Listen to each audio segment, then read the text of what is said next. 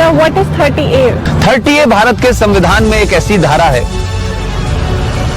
ये धारा ये कहती है कि हिंदू अपने धर्म की शिक्षा नहीं दे सकता, अपने कॉलेज में नहीं दे सकता, प्राइवेट कॉलेज में नहीं दे सकता, इसके लिए कॉलेज नहीं बना सकता, और जो सरकार के जो कॉलेजेस हैं उसमें नहीं दी जा सकती।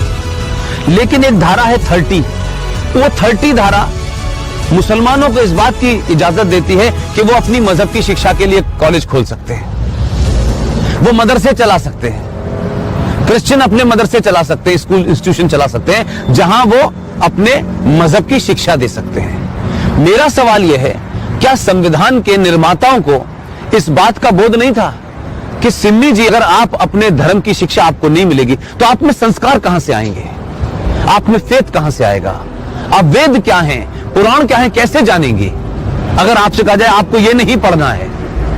और भारत में एक ऐसी सिविलाइजेशन जिसके 5000 साल का जो रिटन डॉक्यूमेंटेशन है, उसमें भारत का कोई भी आप दौर देख लें, कभी भारत की सनातन संस्कृति के मानने वालों ने दुनिया के किसी देश पे हमला नहीं किया।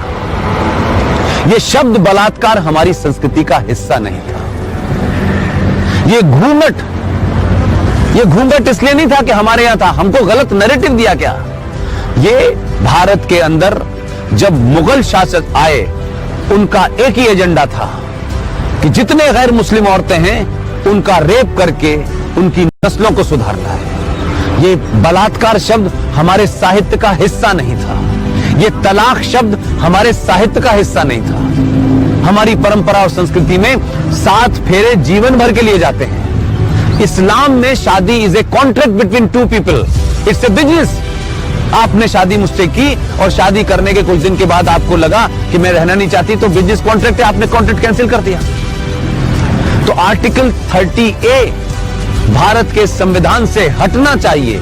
इस देश के 90 से 95 करोड़ हिंदुओं को उनका शास्त्र क्या कहता है, उनका वेद क्या कहता है, इसकी शिक्षा की इजाजत देनी चाहिए।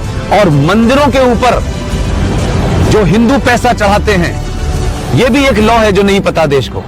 भारत के जितने भी मंदिर हैं उस पे जो पैसा चढ़ता है वो सरकार के खजाने में चला जाता है। और भारत के मजारों के ऊपर जो पैसा चढ़ता है, जो गुरुद्वारों में पैसा चढ़ता है, वो सारा का सारा पैसा उस धर्म के मानने वालों के पास चला जाता है। सिर्फ भारत के हिंदुओं का पैसा जो आप अयप्पा पे चढ़ाती हैं, जो महाकाल पे चढ़ाती हैं, जो वैष्णो देवी पे चढ़ाती हैं, वो पैसा सरकार ले लेती है। तो अगर भारत के मंदिरों पे चढ़ने वाले पैसे से भारत के लोग, हिंदू लोग, सनातनी लोग अपने विश्वविद्यालय खोलना चाहें कि हम सनातन की संस्कृति के बारे में बताएंगे, पुराणों को पढ़ाएंगे, तो उसकी भी छूट नहीं है। ये संविधान में 2 धाराएं एंटी हिंदू हैं, इनको समाप्त होना चाहिए। और मैंने कल भी घोषणा की है कि अगले 2 साल में इसके खिलाफ भी मैं